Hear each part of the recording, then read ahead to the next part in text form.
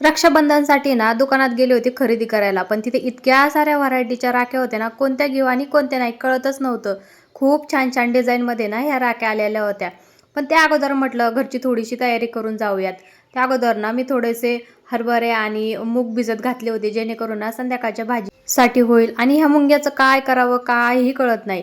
कितीही किचन ओटा स्वच्छ करून घेतला ना, तरी त्या होतातच. आवरून वगैरे मग निघालो खरेदीसाठी. अगोदर मात्र ना घरातल्या थोड्या डाळी वगैरे काही संपलं होतं. मग अगोदर ना किराणा माल वगैरे भरून घेतलं. अहोंना म्हटलं राहिलेला तुम्ही भरा, तोपर्यंत मी माझी बाकीची खरेदी करून घेते. आणि मम्मीला ना आता काही दिवसांसाठी त्यांना बाहेर जायचं आहे, त्यामुळे ना त्यांच्यासाठी मी इकडे चप्पल वगैरे बघत होते. त्यातून एक आवडली, मग तीच घेतली, खरेदी वगैरे करून घेतली. त्यानंतर ना काही गोष्टी घ्यायच्या होत्या. मग मॉलमध्ये गेलो. आता गोष्टी काही जास्त घ्यायच्या नव्हत्या बरं का. वेगवेगळ्या प्रकारची बिस्किट वगैरे घ्यायची होती त्यांना प्रवासात खाण्यासाठी. आता मला तर दुसरं काही सामान घ्यायचं नव्हतं, तरी पण ना मी ह्या मॉलमध्ये इकडून-तिकडून नवीन काही गोष्टी दिसतायत का त्या बघत होते. कारण जिथे आपल्याला एक गोष्ट घ्यायची ना, तिथे आपण 2 किंवा 3 गोष्टी घेतो म्हणजे घेतोच.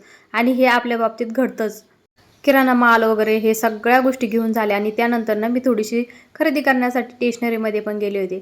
तिथे ना मला हे सुंदर कानातले खूप आवडले होते. मग काय घेऊनच टाकले. त्यानंतर ना एवढं सामान घेण्यासाठी मला ना अर्धा तास लागला होता आणि त्यात ना ह्या क्यूटच्या क्लिप पण होत्या.